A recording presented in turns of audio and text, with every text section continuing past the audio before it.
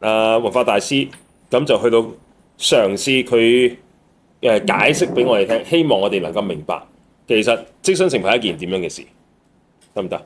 咁因為我哋大部分嘅人咧會有一個好錯誤嘅理解，乜嘢係即身懲罰？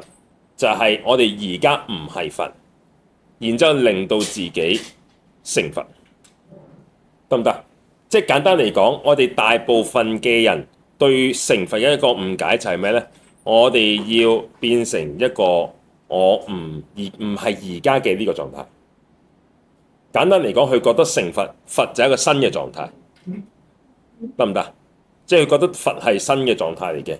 咁呢一個新嘅狀態喺真言宗嘅角度裏面叫做新成，新舊嘅新，成係成為個成，成功嘅成，生成咩啊？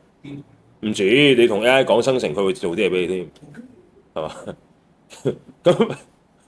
嘛？咁咁呢一個生成嘅意思係呢個生成意思即係你本身唔係咁解，即係你意思就係話，哦，我本身唔係，我做一啲嘢令到我係，譬如我而家唔係，但係通過我懺悔業障，積累功德智慧之糧、福德智慧之糧，令到我去到某一個位嘅時候，我就係佛啦。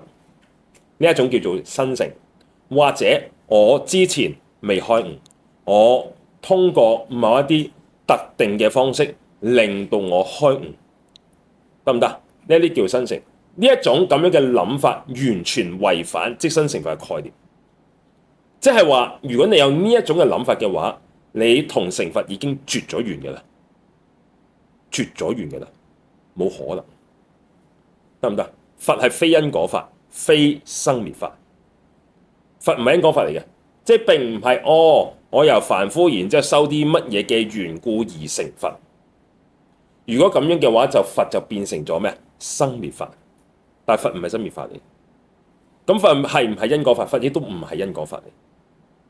之後佢講得好清楚，佛係離因果。即係如果你覺得我做啲乜嘢會成佛嘅話，咁你就你已經離開咗嗰件事啦，得唔得？